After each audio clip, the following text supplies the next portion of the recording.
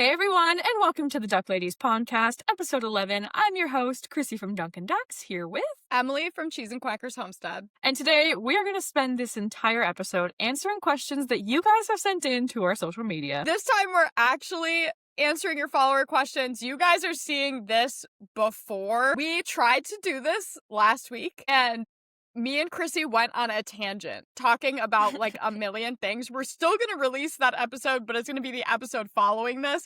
So this is us attempting to redo what was supposed to be last week's episode. So that's why.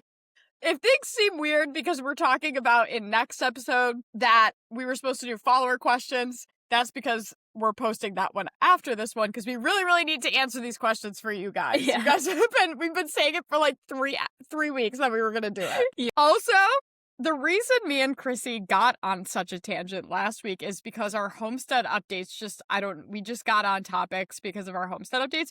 So we are both intentionally skipping homestead updates because we don't want that to happen again. We just want to answer questions. So that's why we're skipping that portion today. So you'll get our full hour of homestead updates on our next episode. I don't even remember what we talked about, but I know it was interesting. A lot. We were both... There's a lot of different things. We told you guys that the podcast was genuinely going to be you guys listening to me and Chrissy's phone calls, and that's exactly what happened last episode. Yeah. It was literally, sure. We ended up just being on the phone. So what we're going to be doing for this episode is checking out our comments on our social media in real time and picking questions to read to each other and for us to answer together or separately, depending on the question. So the first question that I have found that I wanted to ask you, Emily, because I can't answer this one because I don't have geese, is a question sent in by Meg, and she said, how do you introduce goslings to adult geese, and what is the best age to introduce them? This is such an awesome question for me right now because I actually had the exact same question this week because I have never actually been in the situation where I even had the opportunity to introduce younger goslings to an adult goose, because by the time when I got Jelly Bean's group of goslings last year, it was in the winter. So I ended up moving them out with the weather, and by that point they were already full grown. That was the worst experience of my life, mind you. I had full grown geese in my basement. Wow. Oh, it was awful. I forgot that I did that. Dee Dee rightfully probably is traumatized. So don't get goslings in the winter.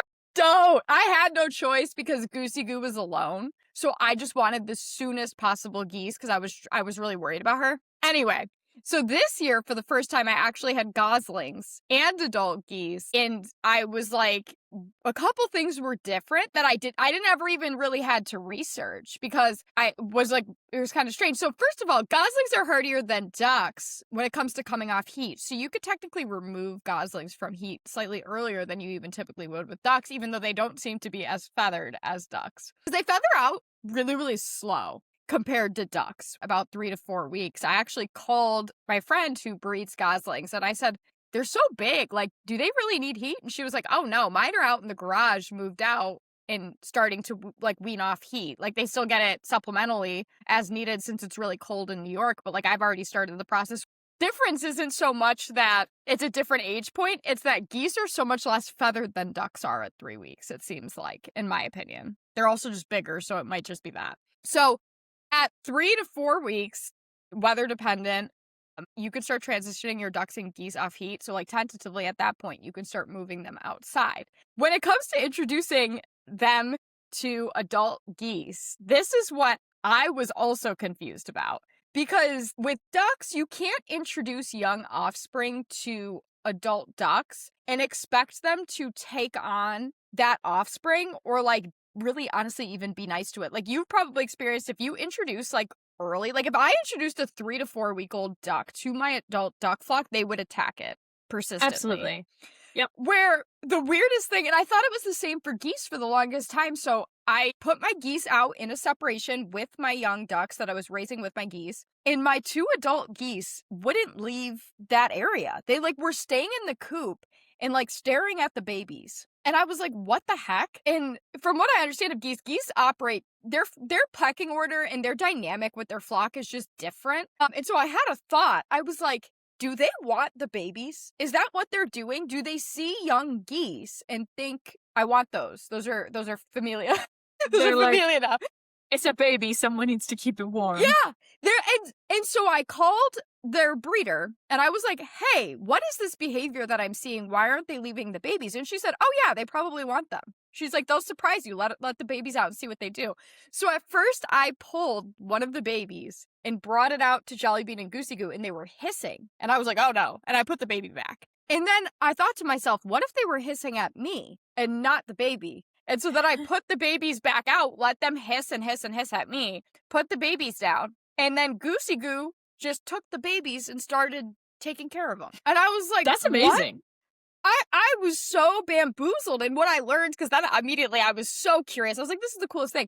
Geese kind of community raise. They don't necessarily, like, they all are kind of taking a part in raising young, and they'll even take on teenagers and help out with teenagers if they just see young. Like, geese are just so maternal. And so I think geese are like really smart. They except Jellybean. Jellybean is the Jellybean. I think if you did a craniotomy on Jellybean, there would be half of what's supposed to be there. But that's just a Jellybean thing. But they're really intelligent. Like, Goosey Goo is incredibly intelligent. Like, I could tell that bird has full thoughts, like full complete sentences in her brain in goose language. Like, she is so cool.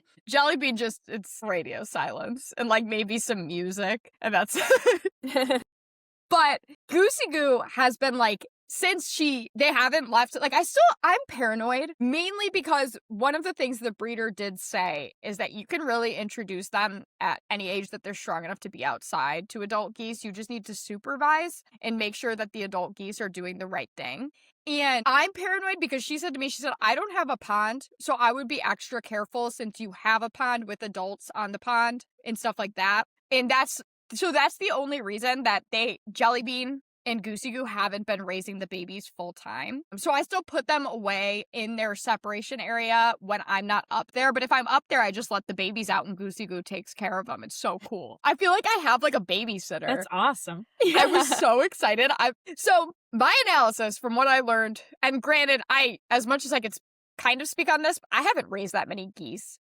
Not like I have ducks. I've raised hundreds of ducks. I haven't raised nearly as many geese. So it's hard for me to really give you like the best advice on geese. I'm still learning. But as far as I can understand, it is different and you can introduce much earlier than you would expect, even if you raise them or it's not necessarily the offspring of the goose. Like, you don't even really have to trick a goose that much. It's so weird. Yeah. It's so cool. I love them. But I think 3 to 4 weeks is a good mark. Because you know you're at a good point and they're much hardier and they're much cold hardier. And then just see how your geese do. I personally would not trust even Goosey Goo overnight until they're like maybe 6 weeks. Just cause. I don't know. Yeah. God forbid she changes her mind. She's like, you know what? I hate it. That's the scary thing about geese. Is like, even ducks, like they're not that capable of hurting each other. Like, they can, but, like, it's not, like, critical wounds. Whereas a goose, if a goose decides it doesn't want it, it'll just pick that thing up in the air and rip it into pieces. Yeah. So I'm like, but it's so cute right now to watch Goosey take care of her babies. I love it. I love that geese have, like, such cute, like, family bonds. Yeah. That's so cool. Like, and I think ducks don't really have that. Like, I think geese also have a stronger memory, and ducks are more like if you take a duck from its home and its family, it's like, wah, and then it's like, all right, whatever. Like, and it just moves on. Like, within, 15 minutes. It might, yell for, 10 minutes, but then it's, it gets over it. Whereas a goose, I genuinely would never, I would actually take rehoming a goose that's been, say I had to rehome Jellybean or Goosey Goo, that's been, integrated into my flock. They would have to kill, multiple animals on my homestead for me to move them. Because I do think they would actually have an emotional impact to that. Does that make sense? I feel like much more similar to parrots in that sense, where they they just seem to understand things. And they live so long. It's like they remind me a lot of parrots, actually. And so that's one of the reasons I get so excited. I'm trying to get more into actually the goose dimension of keeping waterfowl because they remind me so much of parrots. And every time I get them, it feels like, it doesn't just feel like getting another bird for the flock dynamic. It's like getting this entire individual with such a specific intelligence. And it's like getting a dog. That's what it feels like. And I know they're going to really live. make me want geese. You need geese. I need more land. They're so cool. Like, and their behaviors are so cool. Like, their protective instincts and, like, the way that they supervise and, like, except Jellybean. All of this is except Jellybean, by the way. It's all Goosey Goo. Goosey Goo, to me, is one of the most incredible animals I've ever had the pleasure of keeping and, like, raising and taking care of. So cool. That's why I really want you to get them, because they truly are individuals. It's a lot, like, if you've ever had experience with parrots, in my opinion, it's a lot like keeping parrots. Yeah. I actually grew up with 2 African gray parrots. They're both still alive. They're But smarter my than a parents goose. have one and my sister has the other because they Yeah. hated each other. It's like having a person. Like, my parrots Yeah. are like people. They're, to me, like, they're very specific in their traits and their personalities, and you can see, like, the thought process behind their, like, everything they do. Like, you could see them solving equations in their head. Birds are so cool. I love it. And that's like geese. That's, except for every once in a while the geese do something really stupid, and then I'm like, nah, maybe not. Goosey Goo hates Stanley cups. Like, she hates the style of tumbler. She doesn't mind, like, regular cups, but she doesn't like this. Interesting. The battle she had, because I dropped my Stanley cup outside, and she was like, absolutely not. Like, she treated it like a predator. She was like, out of the coop at the Stanley I cup. wonder why. I don't know. And so then I'm like, she can't be that smart. Like, that, you know. And then I have a moment like that. I'm like, Goosey, it's all right. But it's, Yeah. I love the way they protect my flock. I trust them with my flock. Like, I don't trust anybody with my flock, if that makes sense. I'm, like, very particular about who watches over my flock. Yet, if I go inside, I go, it's the geese. The geese have it.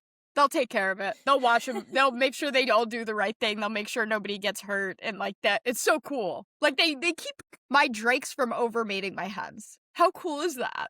Because they see... That's great. They see like, such a benefit. They see my hens being bothered. They don't interrupt normal mating.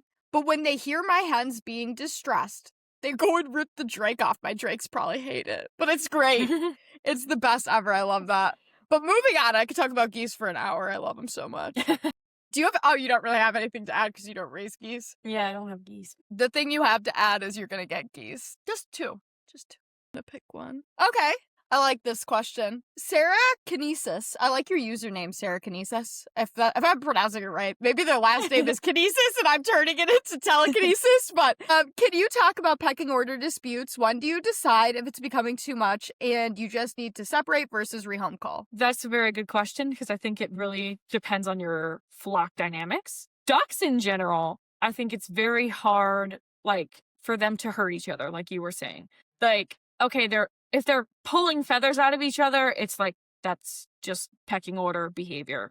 I witness that a lot when integrating younger ducks. I occasionally see my females, like, pull out each other's breast feathers when they bicker over something, but, like, that's just not concerning at all to me. I've actually never had a duck that was part of my flock. Like, I've rehomed, ducklings that I hatched or whatever, but I've never had a duck that was, like, fully integrated into my flock and I needed to rehome it due to aggression. But Emily, you have had experiences with drakes who just went off the wall during mating season and you had to make that choice. So how do you approach that? That's a good question.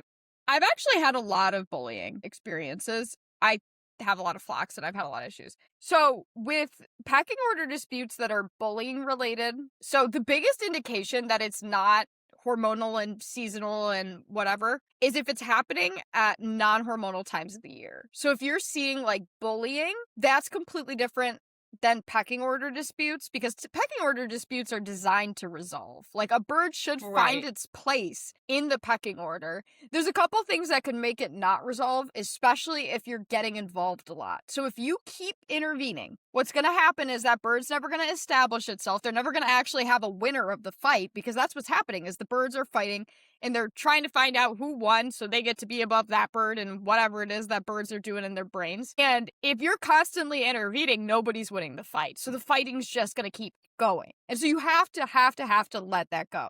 Now, if you're seeing it outside of the window of, like, hormonal pecking behavior, if this is a long-term flock, all of the birds are older, that's when I start to get concerned that somebody might need to be broken up. I usually do, like, a lot of observations, and other things that will really help is trial runs. So if I'm trying to figure out a problem, start removing birds and seeing if it gets better. So one thing I just did with Gimli to see if the problem would resolve without Gimli is I put Gimli into a separated area within the pen, and I saw if all of the problems improved, and they did. So that I know that he's the problem, and I know that removing him is going to fix this. As far as, like, pecking order squabbles when you're integrating new ducks, they shouldn't go on that long. I would say it's about 1 to 2 weeks of them fighting, and then you start to notice that maybe they're cohabiting well. And no, you know what? I'm changing my mind on that. I'm thinking back. It's really just a couple days of, like, actual fighting. And then after that, there's some, like, chasing and, like, get out of my way, move over, maybe for a week. And but then they learn their place so fast. Yeah, but they shouldn't be, like, full-blown chest-to-chest. Like, you'll see the full-blown chest-to-chest when you first let the birds out, and they really are going. After that, it should be rather settled, but they're a little off for a while, where, like, the adults didn't fully accept the babies, but the babies are, like, able to be in... They'll kind of, like, find their spots where they're allowed to be for a while. Yeah. And then, like, I would say, like, 3 to 4 weeks, you're going to start to notice that the babies are more dispersed. They're not all clinging together. They're starting to hang out. You might see 2 of the babies with 1 of the adults doing an activity together. And that's how you know everything went good. But if it's going, I would say if you're, like, at a month and things are still wonky, I would start to get concerned. Have you ever had that happen? Because I mean, yeah, like I find that they do tend to integrate really well. I think if your ratio was really off, then maybe you would have some bigger issues going on there. But, like, my ducks don't hurt each other. I mean, like I said, pulling out a feather is one thing. Versus actually causing significant damage where they need, like, medical help. For pecking order reasons, I've never had that happen. Does that make sense? Oh, except cashew. Cashew, yes. But that was like, it was because of hens. Does that make sense? Which makes me think it was hormonal, even though it was in the off seasons. It's different with a drake, but, like, because drakes are just different, really. Like, in the pecking order sense, they're always trying to stay at the top. They're designed to. But I've never really had them, like, outside of a drake on hen crime. Like, I've never had, except drake on hen or drake on drake is the only thing I've ever had. If that makes sense. I've never had my females actually do anything to each other. Or a drake do something to a female outside of, like, a mating season hormonal injury problem. Yeah. But, so yeah, I would give it a month, and if you're still having problems, then I might start to get concerned. I would also try to isolate, like, what are you actually dealing with? Because, like, there's some things that can cause your flock to bully a bird. So, like, you might actually be dealing with flock bullying. Say it's just, but the thing is flock bullying, so say you're introducing a group of birds. The reason flock bullying happens isn't because of that. It's typically because the flock sees a weakness and they're trying to eliminate it. So that's typically going to be 1 to 2 birds max. If I had a whole group of ducklings that I was integrating, or ducks that are now adults and able to integrate, and my flock was bullying them all, not pecking order fighting them all, I would be like, are these birds sick? I would be very confused, because that really, the reason we see flock bullying is because the birds deem a bird unfit and they're trying to get rid of it. Answer this person's question about, like, the rehoming and culling part. It really comes down to the individual bird. My questions that I ask myself, like, that I run through when I get to the point, like, say you identified an irreparable problem. Like, this bird can't live with another bird in my flock no matter what I do. Right? Like, they can't be together. They need to be separated. Say I get to that point. That's when I start to think of the quality of life of each individual bird. So a good example of this is Sugar in Chrissy's flock. So Chrissy has Sugar. Sugar is capable of living in a separated area and prefers it. Yeah. That Sugar wants that anyway. And has a full life that way. That's the life that suits Sugar. So you have to decide, is this bird able to handle that kind of isolation? Is there one of the birds that can handle certain things? I also take into consideration, can I safely relocate this bird to someone else's flock? So I just went through this with Gimli, because Gimli was having issues that were very dangerous. And I said, I told Chrissy, I said, I can't safely relocate Gimli to any flock with hens. I can't put him around hens because I can't risk somebody else's flock, because I knew that the specific problem Gimli was happening would persist in the presence of hens, period. And so this is going to be really hard for my audience to hear, but a genuine consideration for Gimli was culling. Like, that was awful, one of the worst things I've ever had to ponder. I'm so glad I did not have to explore that route. But Gimli wasn't a bird that I could make live in isolation for an extended period of time without massively impacting his quality of life, at which point culling was on the table if I could not find a better solution. I was able to find him a bachelor flock, thank God, but I couldn't risk other people's birds, and that's when you start to think about that, you know? Yeah. But it's a hard thing for me to tell you how to approach those decisions, because those are decisions that you have to create guidelines for yourself and your birds, and your morals and all of that has to get into play, because you might not feel the same way about certain things I do. For me, I would always cull a bird before I subjected them to a life that was torture. In my opinion, I think that if I isolated Gimli for the amount of time that I would be having to isolate him in order to keep him away from hens full time during breeding season, it would be massively detrimental to his mental well-being. And in my opinion, death would be a better solution to that problem than to do that to be selfish. Like, I wouldn't, if you had isolated him like that, I wouldn't have even been surprised if he, like, literally just starved himself to death because he was so stressed. Like, that's not a that fair can happen. Death. That can very much happen when you separate a bird. They cannot eat. I had Goku, actually, sorry to Goku right now, because I separated Goku this morning because he was pissing me off. He was just having a day. I don't know. And so I just said, you know what? I'm going to give the ladies a ladies' day, because I do that every once in a while anyway. So I put Goku in his little separation area, and he hasn't eaten a thing because he's just so frustrated that he can't get to all the girls and be out. And so that's the problem that you run into with long-term isolation, especially in a bird that doesn't handle it well. Now, if Peanut started being a monster or something, I don't know, if she started beating the crap out of some other duck, she'd be fine. That duck has like 4 thoughts in a day. And so I would just put her in separation. I don't think it would be massively impactful to her. This is one of the reasons that it's so important to get to know your individual birds, because it helps you make decisions in line with their wants, and also to get to understand your birds on a deeper level than their happiness isn't always what looks like happiness. You know, you got to understand, you got to think like them, which is hard. I did this last night because I had to rehome a bird and I was sad and it was bothering me. And so I started trying to figure out, like, I really always try to figure out, how do ducks think? Because they don't sit there and be like, I miss this, I miss that, you know? And so I was like, how do ducks think? What do they think? And they live in the moment, and they think of, like, safety and, am I safe? Am I, like, enriched? Do I have the things that make me feel safe? Where's the food? Do I have that? It's like, when I rehome a bird, as much as I wonder, do they miss here? Do they miss home? They don't. They might miss it for a second, but then they're more happy that they're presently safe. That's what they care about. And so it's the same thing. So you start to try to think like a duck, and I think about the fact that Gimli would never be able to relax. Like, he would never fully relax. He would pace the fence, and I know that behavior is not a relaxed duck. And so, but he can now. He's in a bachelor flock living his best life now. He is. And so that's the hard decisions that I feel like it really is helpful to know your individual birds in order to be able to make those decisions, because each one is kind of different, you know? Every duck, like, there's certain things that I would do. Yesterday, I thought Peanut had, was it yesterday or the day before I called you and said Peanut's being weird? Yeah, I think it was the day before. I thought for a second she had EYP, and I think it's because I have EYP on the mind and I'm, like, all traumatized. Yeah. And so immediately my brain was like, we're going to Cornell. She's getting an implant. She's going to have 45 appointments a month. And that's because I was just like, Peanut's dramatic. She's probably fine.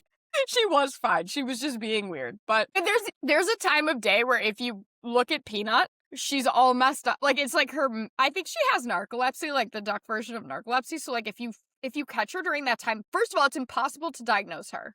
Because she's like a wet rag. Like, it's like this, she's so weird. And so it's impossible to tell if she's actually sick. And then she acts super sick. I don't know what happens to her. It's like noon. It's like her nap time. She's all messed up. And the reason I would be able to do that with her is because she does not care. There is no behavioral difference in Peanut, no matter where you put her in the world. Like, she doesn't act stressed when she's in my house. She doesn't act stressed when she's not around other ducks. She doesn't act stressed. And I know what they look like when they're stressed. I've seen them all stressed. I know how to make them stressed if I ever needed to check it. Unoccupied t-shirts. If there is a shirt off of a human body, they are mortified of it. So every once in a while, when we need to get them somewhere or they're being bad, Didi will rip off his shirt and start throwing it in the air, and they're all gone in the coop. So I know what they all look like stressed. And that is like a big thing that I use to read their behavior. So that, yeah, I feel like we finally covered that. That was an oddly large question. It's just so easy for us to take a little tiny topic and like go crazy with it. Yeah.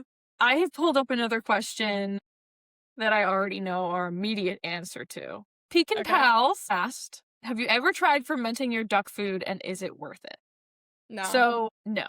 I will start off by saying, as far as the is it worth it part, a lot of people take the concept of fermenting feed to save money. That's why they do it. Mm-hmm. Now, when we're talking about fermenting feed for waterfowl, I don't think it's worth it because I don't think it's worth your bird's life, to put it simply. I think it's dangerous given the fact that it can mold extremely quickly and ducks can be very susceptible to issues from that. I don't know how to pronounce this illness. Maybe you do, Emily.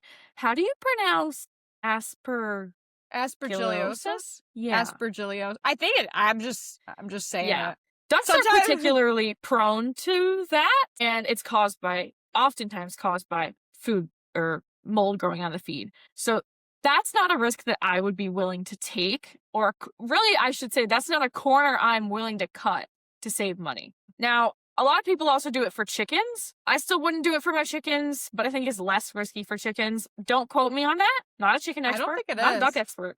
I don't think it's less know. risky. I think it's always just such a bad idea. I mean, it's such an easy thing to mess up. It's just not worth it. So many people like aren't doing it correctly when they like make videos on like how to do it. They're like not even really fermenting. They're just like letting it sit and get wet. And like I know from personal experience that so I prefer to feed my ducks on water because I just feel like it's the most natural for them. I buy a food that's specifically formulated to float on water and not instantly disintegrate. And even that, if it's like 100-degree day, which doesn't happen very often here, their food will mold in just a hot summer day. And so I don't put their food on water in a hot summer day because that's how quickly it can happen. And without actually understanding how fermentation works and like having a deep understanding of that, you're just putting food in hot water and letting it mold. No, it's not, I don't recommend it at all. No, I wouldn't. I've never done it. I would never do it. I just think it's not, like Chrissy said, it's not worth risking my birds to save some money. I don't think there's that many actual really good nutritional benefits that you couldn't get in other directions. Sometimes the fermentation, like there is some arguments that like fermented foods can increase like a healthy gut biome or improve gut health. I would much rather feed my birds like sprouts to like fully unlock the nutrition of feed, which I can actually like monitor the sprouts because I have had sprouts go moldy too because I'm not like growing them properly and then I just have to throw them out. But like I think that's much easier to monitor versus just a wet pile of duck food. Would you eat the wet pile of duck food is the real question. No. Also, I wouldn't. Stinky. No, yeah. It's just, it's far too, I don't think the environment, you know what I feel? I feel the same way about fermented feed as I do about water glassed eggs. Could it work? Yeah. Could it work? Sure. But should we do it? Nah. Yeah. Yeah. It's like botulism scares me. It's one of those things that even a factor that's outside your control could really, really have detrimental effects, and it's just never worth the risk, in my opinion. I don't think if you ever talked about fermented the feed and then you put it out on a hot summer day and then it molds. Yep. Like that's a risk I'm not willing to take. And I feel like you'd be like 20 times worse in that direction if that was to happen. I don't know. Yeah. No, I don't recommend doing it. I kind of hate the push for it in the poultry keeping community. A lot of people have been driving people to do it, and I'm not a fan. No, me neither. I hear about it a lot more with chicken people. I never really hear duck people talk about it. That's why I was like, is it safer for chickens? But like, no. Why would you? Yeah, it's still going to grow mold at the same rate. Basically, especially if you do it wrong. If it's bad for a duck, it would kill a chicken 45 times. Like true. Like a duck is a tank. So like if it's killing a duck, like the chickens died because you talked about it. Like, you know what I mean? I feel like I don't think they're any more resistant to much of anything. Chickens are so dang fragile. So I would say avoid it. Yeah. I think if you're really looking to save money on your feed, say you want like a premium feed or like you want a better feed, but you're like worried about spending money, mix it with a lower budget feed. Like, Yeah. go to your farm store, get a feed that's within your budget and cut your feed. Have the higher nutrition feed as like a larger portion of their diet and subsidize it with a lower budget feed if you need to save money. I think that's a far better way to go about saving money than to try to ferment and start a little lab experiment and potentially kill all your birds. Or even just letting them free range longer. Yeah, 100%. That Free can help ranging you is a save great money. option. So before we move on to our next question, today's episode is brought to you by Metzer Farms. I have the ultimate conversation about Metzer and their birds being healthy and strong. I have a cull duck flock that is the start of my breeding project. So this is my very first group of breeders that I've ever kept for breeding. They are all Metzer Farms birds. They are cull ducks, which is a notoriously bad breed when it comes to fertility and hatch rates. I just had a hatch of 100% fertility in every single egg in the dozen I set and 100% unassisted hatch rate from their cull ducks. Incredible. And I told them... Absolutely incredible. Absolutely incredible. I told them this morning when they commented on my post, when I posted about having 100% fertility, 100% hatch rate, I'm like, this is your legwork. Like, this is you. You did this because these are from your hatchery and you guys have been working on these birds for as long as you have. And this is an attribute to show that they are truly doing exactly as they say and breeding in the direction of health and longevity in cull ducks, which is very hard to come by. And so we both have cull ducks from Metzer Farms. We love, love, love our cull ducks from Metzer Farms. And we love their personalities and we love that they have so many different color options. I think they have 6 colors of cull ducks that they offer, right? White, snowy, gray, penciled, blue, and black. Yeah, and they're gorgeous birds, beautiful personalities. Most of the birds in my flock that you see that you love are Metzer Farms cull ducks. But the outcomes that you saw me have in this hatch is such a great reason why Metzer Farms cull ducks would be a wonderful start to your breeding projects. That's exactly how I started my breeding project. I ordered in from Metzer Farms, got a group for this year, and then I'm going to pick out my favorites going into next year so that I can eventually get my breeding project to be exactly what I've always dreamed of and the birds that I want them to be. But Metzer Farms was the perfect start because they brought in so much health to my breeding project, which is so awesome. I love them so much. I also will be placing an order for Australian spotted ducks with Metzer Farms to do a second breeding project to help hopefully keep that breed around because they're a critically endangered breed. I think it's so cool that Metzer Farms offers them, and I'm so excited to start that breeding project. And it's awesome that they are doing the work that they're doing to keep Australian spotteds available to us. It's honestly incredible because, like, there's so few breeders of Australian spotted ducks, and they're really a wonderful breed. They come in 3 different color varieties. They all look different. They're also cute. I have all 3 color varieties and I love them and I love their personalities. Kiwi is one of mine from Metzer Farms, and Kiwi's like the cutest duck in my flock. Kiwi is the cutest duck in the world. If I ever if you leak your address, I'm going to rob Kiwi in the middle of the night. I don't care if it ruins our friendship. I want Kiwi. Both love all of our ducks from Metzer Farms. I think my cull ducks have the best personalities, and Metzer Farms is just incredible, and we're so grateful that they support our podcast. So my laptop is not making me finding questions easy, and my iPad has died, and my phone is my camera. So Chrissy is going to take over all of the question seeking for us, unfortunately, because I don't have the tools. Well, hopefully I picked some good ones. This one, I feel like we've maybe touched on this a little bit before, but Connor asked, what are your thoughts on keeping exotics like mandarins, whistling ducks, teals, etc.? Can I change my opinion?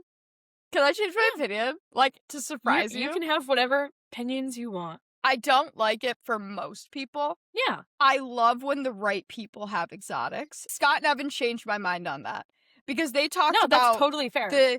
They talked about the nene goose, and the only reason the nene goose was able to be repopulated was because of small collections. Yep. And that was a huge reason that I started to feel differently on it. However, I don't think it should be something that's just available to the general public. Like, I think there should be very strict regulations. I think you should just go out and buy a captive bred wild bird and try to raise it like a domestic duck. I think you need to research a lot, like heavily. I think you need to have an enclosure already finished before you even consider bringing them home. And that enclosure has to be the right kind of aviary for those birds. Like, if you are getting diving ducks, like say a ruddy duck, I don't even know if you can legally keep those. Probably not. Maybe. I don't know. But say you're getting a ruddy duck. Like, they don't walk well on land. Their legs are placed further back. They're meant to be diving ducks. The average person would think, oh, it's a duck. Let me just get a little kiddie pool. Like, that's not going to cut it. if you are doing exotic birds, you have to do it the right way to do right by them. And that means spending a lot more money and doing a lot more research than you would have to do just to own domestic birds. Yeah, So I think for the average person, no. For the right person, yes. it genuinely has to be a passion for you. And I think that if you're going to get into it, you have to have had a pre-existing passion for waterfowl that extended past. I'm really excited to keep ducks. I think you need to, like, I wouldn't feel comfortable taking in exotics and I keep like 70 waterfowl on my property. Right. I don't feel comfortable. I don't feel like I'm ready to take on the amount of work that an exotic I don't feel like would I have be. the setup for any of them. No. Out of the knowledge, even- I don't feel like I have the knowledge. Yeah. So let me pull up another question. Davey asked, are call ducks always noisy? Yes, all the time. Yes Literally and no. 24/7. Like, call ducks are very loud, especially females. The males are on the quieter side. But Mine like, does my shut ducks up. don't just like scream all day. They take naps too. And Mine those are scream. quiet periods. Mine scream all day. Mine scream in their sleep.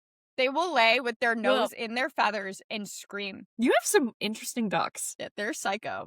Yours are much chiller than mine. Mine are psychopaths. They are. Like, just I don't with know. everything. Mine are savages. They literally are so awful. But also, you got to think about the fact that I have multiple duck flocks. So they're all talking to each other. So, like, oh, the big ducks, the worst is, they're alert. When they alert. Yeah. I get so mad at my big ducks when they alert. Because if they do it, the calls are going to do it for the next 4 hours. And so my big ducks will be like, there's a squirrel. And then my call ducks are like, me, for the rest of the day. And I can hear it from inside my house. And I'm like, oh my God. And so, I don't and then think the mine whites are- start. I don't think mine are nearly that bad, but maybe I'm just like tone deaf to their calling. Because I really like, they call and like loudly every time I walk outside because they know me and they're like, Mom's here. And they will call if they see like a deer or my neighbor walking their dog or a leaf falling. But generally, I don't hear them. Yeah, mine are all talking to each other, so I feel like that's part of the problem. That's probably why mine are so loud. But also, every once in a while, they'll be silent. Like, none of them are going off. Like, I'll walk outside and everybody's quiet. And I go, quack, quack! Because I'm, like, worried that something's wrong. And then they all go, and they all, like, start popping up. And I'm like, okay, there they are. Because it's, like, weird for them to be quiet. Like, it makes me worried. So mine are really, really loud. But it also might have to do with the fact that they have a giant... There's a lot of birds chatting around here. Yeah. So I wish we could answer all of these questions because there's so many good ones. And I'm just trying to pick as many as I possibly can. So Cheyenne asked, how do you house different breeds of ducks together and when do you know to separate them? Runners with pecans, call ducks with call ducks only, runners with calls if they're only female. My take on this is generally bantams with bantams, standard or large fowl ducks with standard or large fowl ducks. The only thing that I would say to keep in mind is you don't want a heavyweight drake and a lightweight female. I would try to keep your drakes on the smaller side so the size difference isn't huge. I think if all of your birds are females, you don't really have to worry about much of this at all, but I do prefer keeping bantams and large fowl. So I have a weird take on this from experience. I actually like keeping heavier weight drakes with lightweight females. I do because they're slower. They can't catch up. I would feel differently if I didn't have a large pond. They run to the pond. They always pretty much breed in the pond where really it doesn't matter the size difference nearly as much if they're on water because we don't have those leg concerns that we get into when it comes to breeding on land. But yeah, my heavyweight drakes are so slow and fat. So when they sprint after a girl, they get tired, man. My lightweight drakes are the problem. Oh my God. Yeah. So see, it's like when I picture size differences, I'm always picturing like back when I was in middle school, I had khaki Campbells and calls together, and I obviously had to separate them. But the khaki Campbell drakes were horrendous to the call duck hens, and like size difference wise, if we're talking about like a Rowan drake and say a Welsh Harlequin hen, it's like that's a pretty big size difference too. But that is a very good point. The also depends what type are of just slow. It depends what type of Rowan, because like the size difference between a utility Rowan and a Welsh Harlequin is not that vast. If you're talking about like a standard bred or like exhibition Rowans, then like that's big. You know, those are bigger birds. Jumbo pekin, it's not catching them. It's just not. Like I don't think it is. That's my take on it. I mean, I think honestly, you know who's my worst drake right now? This is funny. My it's bantam. Not beans. It's not. I was gonna say, is it It's not General Sal. What's his name? Joaquin. The mallard. My Joaquin. mallard. He's my problem, and he's the overbreeder this year, so he is the problem child. Everybody's legs are great, but yeah, Well, he's good. He's annoying the crap out of everybody up there. So, that's my take on it. I think you have to test out your drakes and make sure that you're having the same experience if you go down that route. I think what Chrissy said still applies. This is just based off my experience. That's what I've found has worked with my drakes. I actually have held on to my heavy boys. General Sal has almost been rehomed like 85 times. He's a khaki Campbell, right? Yeah. I hate how fast they are because they always catch the hens. That's what drives me mad about it. They always, and they have so much energy because they don't have that weight driving them back, so they don't give up. So, yeah, he's still here, though. He's getting old now, and so he's being a better boy, but for a while, he was I had the worst years of my duck-keeping life with General Sal. Yeah. Well, we're glad he's getting older and calmer now. But our next question was sent in from Aria, and she asked, if I have a fully enclosed and predator-protected run, do they still need to be put back in the coop at night, or can they free roam in their secure spaces 24/7? I always put mine in the coop at night. Me too. I think it keeps them quieter, which, like, it's not just about them being quiet, but I think them being noisy at night when nocturnal predators are lurking would be not great. I also don't want the ducks to see predators at night because I think it would stress them out immensely if, like, they're out there swimming in their pond, having a party all night, because that's what they would do. And, like, the fox goes walking by and the fox is facing the fence. Facing the fence. The fox is facing the fence and looking at them. That's going to freak them out and stress them way out. So I think they're safer in the coop and happier. I think out of sight, out of mind is my rule. Yeah. A predator is 1,000 times more driven when you put food in front of its face when it can see it. Yeah. So you want to shut them somewhere where they're not visible. That's my take. Yep. The other thing that I think is everything we have is only ever predator resistant. It's never predator proof. And if you give a predator an overnight opportunity, I think it can make it through anything if it really wants to. I always shut mine in the coop. I will say the only benefit of a secure run is I'm always home at 30 minutes before the sun sets every single day of my entire life because of my free range birds. They will never be out past dark, except the other day. Joaquin is a little jerk bag, and Dee Dee and me were laying in bed, and it was just getting dark outside because we go to bed at 8. So it wasn't really that dark outside. This wasn't nearly as big of a deal as I made it out to be to my husband. I almost divorced him. And he had put everybody away for the night, and Joaquin is a little jerk bag and just likes to not go to bed when he knows he's supposed to. Like, he acknowledges you, but he likes to just sit in the pond. He's just like Blackberry. Yeah, he's like, I'm in here though. Like, he's like a little snotty little kid. And so we know that Joaquin does this. And so me and Dee Dee got into bed and we're laying there and he goes, I feel like I missed a duck tonight. And I was like, did you? And then he was like, no, I don't think so. And so I was like, I couldn't handle that. So I went out to check, and Joaquin's standing at the door. Like, I'm out here. And so I opened the door and I shoot him, and I was like, you little jerk. So I'm home every night for those birds. But when it comes to having a predator-proof enclosure, predator-resistant enclosure, like I do for my culls or my chickens or my smaller birds, I don't panic about leaving them in there if I'm going to get home late. So, like, say I knew I was going to get home a little bit after dark, I would still put them away when I got home. But I would be like, all right, if we're running late, we're running late. Does that make sense? So, like, if I didn't have the free range flock, I wouldn't have a meltdown. Or, like, I also wouldn't have a meltdown if I woke up the next morning and there was a bird in there. One time, Popcorn did that. I went into the coop and I was greeted to Popcorn at my feet because she slept in a bush. And Dee Dee didn't see her when he put them away. And so I was like, I wasn't worried, if that makes sense. I was like, oh, whatever. Yeah, I also have one duck that always tries to avoid bed, but it's Blackberry, and she's Duck Dad's little princess, so she can do no wrong. And he's always like, she just wants to be carried to bed. And I'm like, she doesn't want to go to bed at all. She's trying to hide and blend in with the darkness so she can avoid bed. She's spoiled. She is. Duck Dad really spoils her. He loves that duck. My duck dad has his handful of ducks that are treated like royalty. Actually, his right now, ironically, isn't one of the designated DD ducks. It's apple cider, my silver apple yard. That is his baby. I actually got him the Metzer t-shirt with the silver apple yard on it. And he ran outside to show her. He was like, look! Before that, I would never own another silver appleyard because I do think they're really big birds. And I just think they're too big. I worry about them a little bit.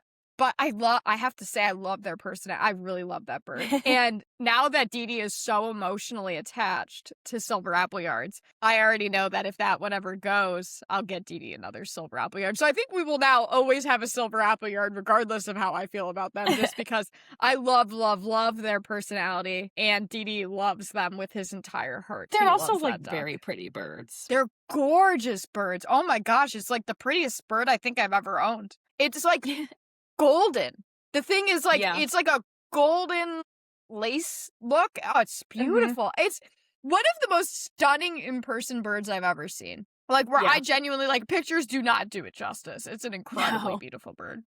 They're wonderful. Our next question. Katie asked, what style hardware cloth is the best bang for your buck and where do you buy it? And this might be a hot take. If you want the best hardware cloth that's the best bang for your buck, buy the cheap hardware cloth. If you want the hardware cloth that's going to protect your birds, PVC coated 16 gauge. It's so hard to find though. That's the hardest thing about the 16 gauge. It's really hard to find. I use doubled up 19 gauge. So I think that the easiest thing you can buy is like PVC coated 19 gauge 1/4 inch hardware cloth off of Amazon. I had to get my 1/2 inch 16 gauge wire from an actual like fencing company in the city. I had to drive my little Toyota Corolla into New York City, into like the gates. I thought I was gonna get murdered. It was an experience. And then like the rolls are like 4 feet long. I have to like put the seats down the back of the car to fit them in there. It was really something. But I was you can never doubt Chrissy's determination for her birds, I swear. I was determined to get the best hardware cloth that I could. That is the best. But and then my reasoning for the PVC coated hardware cloth, it's not because it's black and that makes it easier for you to see their birds, although that is a benefit. That's not why I like it. I like it because the regular standard galvanized hardware cloth can leach zinc into the ground and give your birds zinc poisoning. Is it automatically going to happen? No. But is it a possibility? Yes, and I don't like that, so that's why I go with PVC coated. It's smart. I recently started using PVC coated for the first time. I've used galvanized the whole time. My birds don't have zinc poisoning, but does that mean it could have happened? No. Do a lot of people use it and don't have zinc poisoning? Yes. Yeah. So, interestingly, I don't know, and I'll never know the answer to this, but I had been using the regular galvanized hardware cloth when the ducks were living at Duck Dad's parents' house, and Pumpkin would have these little spells where she would like not function. And I'm like I think it was zinc poisoning. But the thing about zinc poisoning is that they just like, you can't fix that. They just like have that kind of forever. There's nothing I could do. So I was sus. And of course, she would never like they were quick, weird little spells where she like couldn't walk. And she would never, of course, never do it like on camera, or she had that appointment. Was it like what Napoleon's doing? No. Pumpkin's was always super random. And the one thing about Pumpkin was that Pumpkin was always a very mischievous little duck, especially in her younger years. And she was always digging for worms at the side of the fence. So it'd get like really muddy there, and she was always digging for worms there. And I think that's how she got more zinc than the rest of the ducks. And then interestingly, ever since moving here and leaving that environment, she's never done that again. So that's like, I think it was zinc poisoning. I don't know. Don't quote me on that. She's fine now. It's just very bizarre. Maybe Peanut has zinc poisoning and that's why she's so slow. Some people have also actually gotten zinc poisoning like with their ducks from using galvanized like stock tanks for them as a pool. And really? I think it was actually a rescue that I follow that had that issue, and it's frustrating. Any kind of metal poisoning sucks, but I'm gonna try and not get off topic. Yeah, I've never used a metal stock tank, but a lot of people use them, so that's surprising. Yeah, I think like again, I had at the time I probably had like a dozen or so ducks, and like Pumpkin was the only one acting like that. So like I think the chances of it happening are low. I don't like taking risks, okay? No, that makes sense. If I could change it all now, realistically, my hardware cloth is in the ground. She is in there. Yeah. If I could change it all now and do the PVC coated, sure, I probably would. I've started using the PVC coated as of this year. I don't have the 16 gauge because It's hard to get.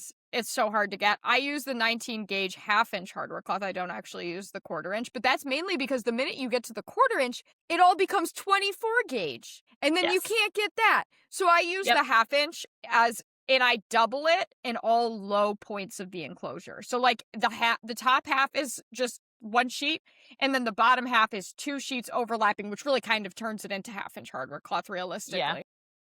And the thing is, half-inch, the only thing getting through half-inch hardware cloth is mice. Mm-hmm. And, well, nobody wants mice, but half-inch should be just fine. I have mine also double layered, so it's the half-inch on the outside and the quarter-inch on the inside. Half-inch, for anybody curious, half-inch is safe and trustable. So there's a difference between daytime and nighttime security. In my opinion, honestly, 19 gauge half-inch hardware cloth is safe for daytime security, period. You're good. Does that make sense? Yep. Overnight security, especially if you have an open air style coop or your birds are visible to a predator, I would not be willing to just trust a sheet of 19 gauge hardware cloth in that setting. Yeah. I double up all windows. Yeah. There's one other thing that I now also want to add as far as that question goes. When we talk about gauge, that actually matters a lot because some people just say in order to predator proof or make your coop predator resistant, you need to use hardware cloth, and not all hardware cloth is created equally. Mm-hmm. If you can cut your hardware cloth with a regular pair of kitchen scissors, any animal's claws can also rip that thing apart. That's why you want a thicker gauge. We say like 19 gauge minimum. Gauge actually works the opposite way that you would think. So you want like 19 or a lower number, because something like 24 gauge is like so thin you can cut it with kitchen scissors, which is not going to protect your birds. Yeah. I actually have the wrong hardware cloth because I tried to get 16 gauge and I tried to switch to that. Or not 16 gauge. I tried to get 24 gauge. No, what the fuck am I saying? Okay. I have the wrong hardware cloth on the top half of the pond deck in the main pen because I tried to get the quarter-inch hardware cloth and it came in too small of a gauge and I didn't notice when I bought it and I didn't notice when I was putting it up, and then the other day I noticed. And I was like, it doesn't matter because the bottom half is still good. It's still the 16 gauge on the bottom half, but I'm still going to rewrap that top half one day when I have time because I was like, this is not the. It's so complicated to find like the perfect hardware cloth because it's like, oh, this one's the right gauge. This one's PVC coated. This one's the right number of inches. Like it's annoying. Tough. I just buy it on Amazon when I'm getting rolls because the rolls at like Home Depot and Lowe's are so much more expensive for so much less. I think Vivor sells some. Well, our next question is from Josephine, and they asked, how do you get your ducks to come in at night? Rake of power. I chase them with the rake. I'm not kidding. That's what I do. I use the pool skimmer. And actually, if I walk in there and I say, go to bed, they will start going to bed. But like, particularly Blackberry will like purposefully be so slow. So if I just go behind her with the pool skimmer, you don't even have to actually, like, I've never had to touch a duck with the pool skimmer. No. You just put it behind them and they like go where they want to go. And then like my chickens. Your chickens put themselves in, right? Yeah, well, so the chickens put themselves to bed, but if they're like out free ranging, and I need to get them in, I literally just stick my arms out and I'm like, I'm a big bird, go to the coop, and they go in. My Wacken, my little jerk bag that lives in my standard flock, he won't get out of the pond every night. It's the most annoying thing in the world. And so what we have to do is we have to take the rake and just splash the water. Until he finally... because your pond is so big. Like, yeah, because my pond is so we have to splash water at him until he gets out. We yell at him the whole time. So it's like an integral part of my night, because Dee Dee is usually the nighttime, like he closes everything up. And I always hear him, come on, get out! And like hitting the pond with the rake. So that's how I do. I just chase him in with the rake. If we're like, because sometimes if we're like standing outside and we're going to be standing outside, I don't like rush necessarily to beat the sunset, because like if a predator shows up and tries to get through me, like good luck, buddy. I will lay my life down for these birds. And so like sometimes it'll be like getting dark if we're like home and sitting outside. So we're like just moseying through the chores. And if I do that, they will put themselves to bed. Like I'll go and I'll see they're all like already in there. Yeah. But usually we put them away well before it's at the point where like the sun's actually setting. So that doesn't happen. Yeah. You want to know something real funny? Sugar always goes to bed. at dusk. Good girl. And she will make other ducks go to bed with her. So generally, Sugar goes into bed, and then she will scream for Mr. Whip to come with her. And now she's also taught Bubbles that when it gets dark, you need to go to bed. And it's kind of funny because she used to be able to get a lot more ducks in bed, like during the winter when they're all together.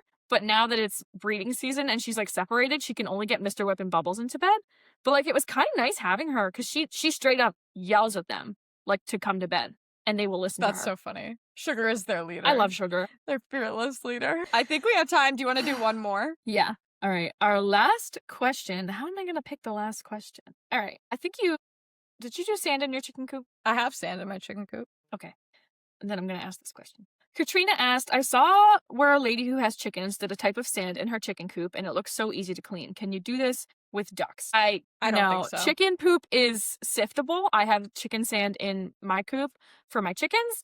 It's siftable. It's great. Love it. I did use some sort of sand that I got at Lowe's many, many years ago in my duck pen, and they just made a mess of it. It got caked into like a solid sheet of duck poop sand mixture, and they would track it on their feet and bring it into the pond, and then the pond would get so messy. It was horrible. Do not recommend. Yeah, I don't use it because I just kind of guessed that that's what would happen, because if you ever poured water on sand at the beach, it just gets nasty.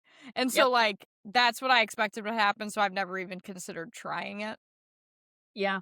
Duck poop is too watery and it's just not a good idea. Works great for chickens though, but yeah, not for ducks. Thank you guys so much for joining us for this episode. We had so much fun getting to answer your questions. Yeah. I would love to do more of these episodes in the future.